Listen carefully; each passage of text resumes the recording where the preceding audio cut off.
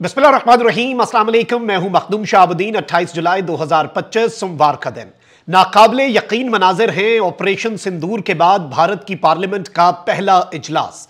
भारतीय अरकान पार्लियामेंट ने नरेंद्र मोदी सरकार को नंगा करके रख दिया है और भारत के ऑपरेशन सिंदूर का पाकिस्तान ने जो भुरकस निकाला, आज भारत की पार्लियामान में उस पर मोहरे तस्दीक सब्त हो गई है। भारतीय अरकान ने नरेंद्र मोदी को और भारत की अफवाज को कहीं का नहीं छोड़ा। मैं ज्यादा बात नहीं करूंगा, बल्कि मैं आपके सामने ज्यादा से ज्यादा क्लिप्स चलवाऊंगा।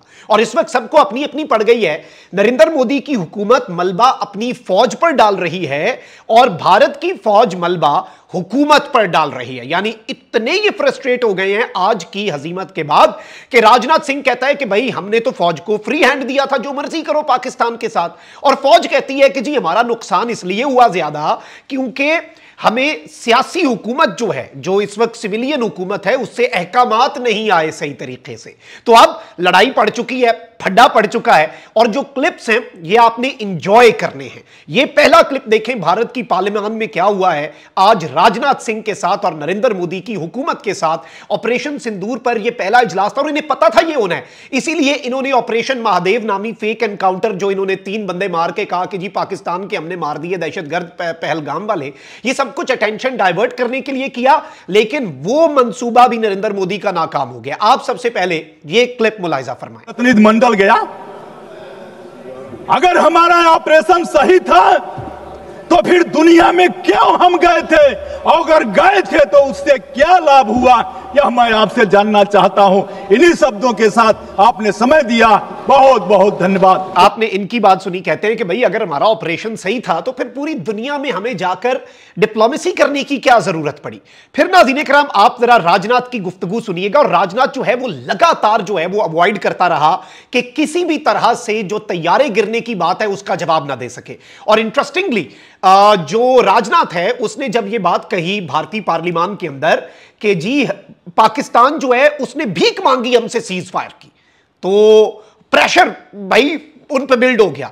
तो राहुल गांधी पीछे से बोला कि भाई तुमने क्यों माना, फिर तुम करते ना जंग, सिंदूर कंटिन्यू करते, जो कार्रवाइयां करते कंटिन्यू करते, पाकिस्तान तो दुश्मन है भाई, क्यों उनकी बात मान ली तुमने, लड़ते ना तुम अगर कोई प्रेशर नहीं था। अब मैं इन्हें एक्सपोज करूंगा क्लिप्स के साथ, लेकिन आप पहले ये राजनाथ का क्लिप देखें। यह पेशकश इस कैबिनेट के साथ स्वीकार की गई थी। सुने, रुकिए तो रुकिए, बता दूंगा, बता दूंगा, बता दूंगा, बता दूंगा। अब बैठ तो आपको मौका मिलेगा। यह क्यों रुका, इसका पहले ही मैं पूरी तरह से वर्णन कर चुका हूं। अध्यक्ष महोदय, मैं नेता प्रतिपक्ष को बहुत सम्मान के साथ कहना चाहता हूं कि कृपया एक बार मेरा पूरा भाषण पूछ लें। आपको प्रश्न पूछने की पूरी आजादी है, आप पूछ सकते हैं, मैं उसका उत्तर दूंगा। क्यों रोका जी ऑपरेशन सिंदूर, ये शख्स नहीं बता पाया। और इसमें इनकी जो फौज के साथ फड्डा हुआ है वो क्लिप्स भी आपको दिखाऊंगा, लेकिन पहले भारत की पार्लियामान में क्या बातें हुई आप जरा ये देखिए। वे 26 लोग जो जिनके परिवारों में आज कोई गुजर गया, वे ये भी जानना चाहता है कि 100 दिन गुजर गए और वे 5 दहशतगर्दियों को यह सरकार पकड़ नहीं पाई।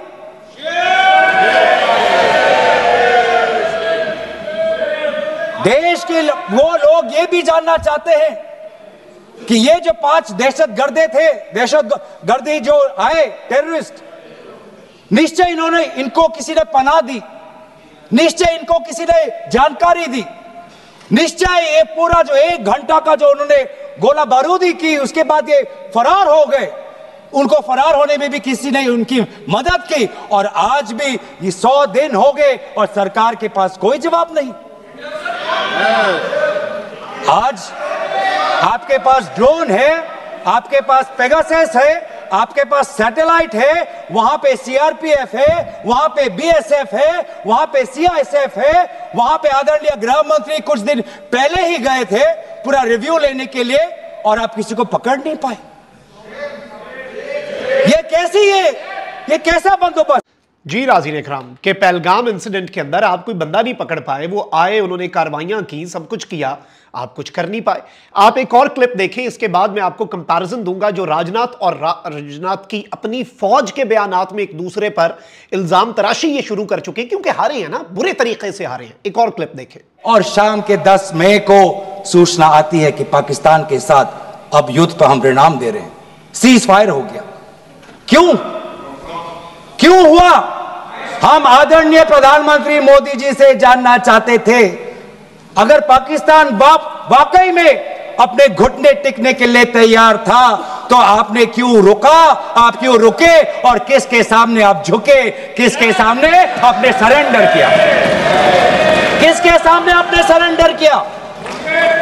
वो अमेरिका के राष्ट्रपति जो 26 बार आज कह चुके हैं कि व्यापार को लेकर उन्होंने भारत और पाकिस्तान को सतर्क किया और दोनों को मजबूर किया कि वो इस जंग को छोड़े। 26 बार। आज राष्ट्रपति ट्रंप खुद कहते हैं कि 5-6 जेट गिरे हैं। एक जेट करोड़ अरब रुपयों का है, मिलियंस एंड मिलियंस का है। इसलिए हम जानना चाहते हैं, आज हमें स्पष्ट रूप से आदरणीय राजनाथ सिंह जी बताएं, देश पर विश्वास करें, देश में वो साहस है सच्चाई सुनने की। आज आप बताएं कितने लड़ाकू जहाज गिरे? हमारे में वो साहस है, क्योंकि ये सूचना ये सच्चाई सिर्फ देश के नागरिकों के लिए नहीं, ये सूचना ये सच्चाई हमें देश के जवानों को भी देना है। आज उनसे भी झूठ कहा जा रहा है, उनके बीच में भी भ्रम फैलाया जा रहा है। जी नाज़रीन इकराम, तो इसके बाद पीछे क्या बच जाता है भाई कि मानो कितने तैयारे गिरे, क्यों बैक किया ट्रंप के आगे, क्यों सरेंडर करना पड़ गया? अब जी पड़ गया फड्डा। एक तो इंडिया के आर्मी चीफ ने नाज़रीन इकराम कहा है कि 250 से ज्यादा जो फौजी हैं वो इनके मारे गए हैं, और इसमें इसने ये भी तस्लीम कर लिया है कि जी पाकिस्तान जो है उसके पास चाइनीज सैटेलाइट्स का एक्सेस था, और पाकिस्तान जो है वो मुकम्मल तौर पे पाकिस्तान जो है उसके पास हमारी एक एक मूवमेंट की डिटेल्स थी। लेकिन अब क्या हुआ है? राजनाथ सिंह जो है वो ये कहता है कि इंडिया की आर्म्ड फोर्सेस जो हैं उनके पास फ्री हैंड था, जो मर्जी करें पाकिस्तान के खिलाफ। यही बात है जी। अब इंडिया की जो आर्मी है वो क्या कह रही है जी? उनका आर्मी का बंदा कह रहा है कि I may not agree we lost so many aircraft. मैं ये तो नहीं कहूंगा हमने बहुत ज्यादा एयरक्राफ्ट गंवाए, यानी कुछ गंवाए, but I do agree we did lose some aircraft because of political leaderships constraints, यानी सियासी जो क़यादत है उसकी कुछ पाबंदियां थी जिसकी वजह से हमारे कुछ तैयारे तो गिरे। ब्लेम शिफ्ट होना शुरू हो चुका है, फड्डा पड़ना शुरू हो चुका है। ये 35 सेकंड का क्लिप देखें, नरेंद्र मोदी और फौज जो है जिसे एक पॉलिटिकल बीजेपी ने अपना विंग बनाया हुआ है, फड्डा पड़ गया जी। सुने। इस हमले के तुरंत बाद हमारे प्रधानमंत्री श्री नरेंद्र मोदी जी ने तीनों सेनाओं के प्रमुखों की एक उच्च स्तरीय बैठक की और उन्हें छूट दी गई कि वे अपने विवेक, स्ट्रेटेजिक अंडरस्टैंडिंग और रीजनल सिक्योरिटी सिचुएशन को ध्यान में रखते हुए वह निर्णायक कार्रवाई करें। I may not agree with him that India lost so many aircrafts, but I do agree that we did lose some aircraft, and that happened only because of the constraint given by the political leadership to not attack the military establishment. जी ये कह रहे हैं कि हमारे कुछ तैयारे तो गिरे, और ये पॉलिटिकल लीडरशिप जो है ना उसका फुकदान था, उसकी तरफ से हमारा मसला आया, उन्होंने हमें ऑर्डर्स नहीं दिए सही तरीके से। और ये क्या कह रहे हैं जी? सब कुछ ठीक है। यानी राजनाथ जो है ही blames Indian army and Indian defence officials, they are now blaming the Indian government कि जी पॉलिटिकल कंस्ट्रेंट्स की वजह से ये हुआ। और ये एक ऐसी चीज है जिसने इस वक्त भारत को हिलाकर रख दिया। और जाहिर बात है जब हारते हैं तो ब्लेम शिफ्ट करना होता है, और ये इस वक्त नरेंद्र मोदी के भारत का हाल है। और ये जो मैंने क्लिप्स आपके सामने जोड़ के रखे हैं, मैं ये समझता हूं ये final last nail in the coffin. इस चीज पे ठप्पा लग गया कि पाकिस्तान जीता और नरेंद्र मोदी ने भारत को शिकस्त से दो चार किया। अल्लाह निगहबान, पाकिस्तान जिंदाबाद।